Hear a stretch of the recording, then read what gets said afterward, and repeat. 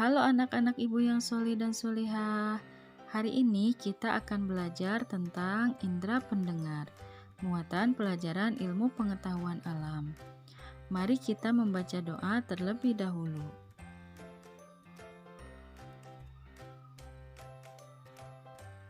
Sebelum melanjutkan video ini, jangan lupa like dan subscribe ya.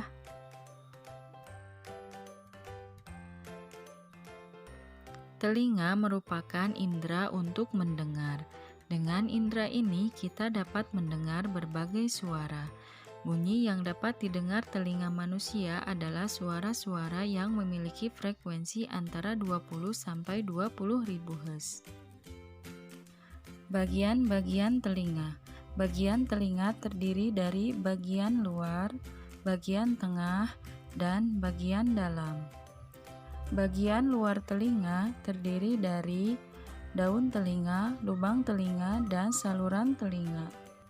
Bagian tengah terdiri dari gendang telinga, 3 tulang pendengaran, landasan, martil, dan sanggurdi, serta saluran Eustachius. Sedangkan telinga bagian dalam terdiri dari rumah siput dan 3 saluran setengah lingkaran.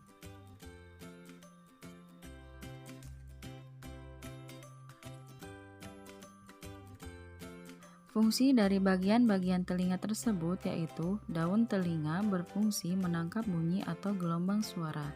Lubang telinga berfungsi sebagai tempat masuknya bunyi ke saluran telinga, dan saluran telinga berfungsi meneruskan rangsang bunyi ke gendang telinga. Sedangkan gendang telinga berfungsi menerima dan memproses getaran suara dan menyalurkannya ke tulang-tulang pendengaran.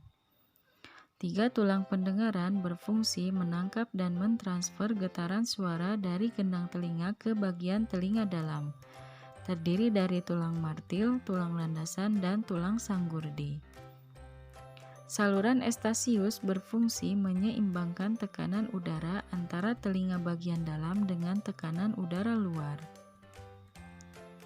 Rumah siput atau koklea adalah bagian telinga dalam yang berbentuk cangkang siput.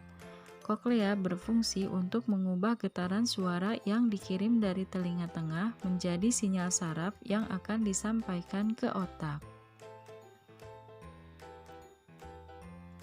3 saluran setengah lingkaran berisi cairan dan rambut-rambut kecil berfungsi untuk menjaga keseimbangan. Bagaimanakah cara kerja dari telinga?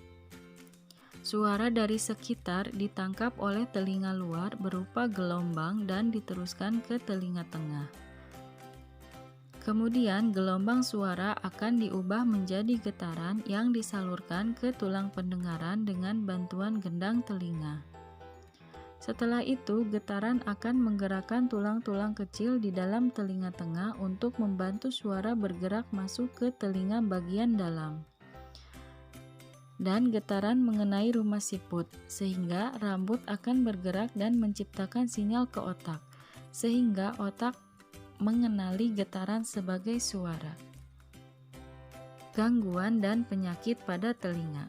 Yang pertama, tuli, yaitu berkurangnya kemampuan mendengar yang disebabkan gendang telinga pecah, lubang telinga tersumbat, atau rusaknya saraf pendengaran. Yang kedua, otitis media, yaitu infeksi pada telinga bagian tengah yang disebabkan oleh kuman. Di dalam rongga bagian tengah terdapat nanah. Yang ketiga, otosklerosis, yaitu tumbuhnya tulang pendengaran berlebihan sehingga penghantaran suara terganggu. Cara merawat telinga diantaranya yaitu yang pertama, tidak mendengarkan suara terlalu keras.